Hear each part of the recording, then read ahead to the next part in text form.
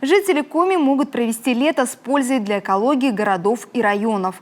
В муниципалитетах работает экомобиль и проводятся зеленые субботы для сбора отходов, которым можно подарить вторую жизнь. На днях акция впервые прошла в Кемдине и Лайково. Как обычно, ее провел региональный оператор «Севера». Жители сдали 6 кубов вторсырья. На стадионе имени Раисы Сметаниной в Пичи-Пашне работал экомобиль. А на спортивном мероприятии «Ягморт Трейл-2024» по просьбе организаторов регоператор на трассах расставил баки для пластика.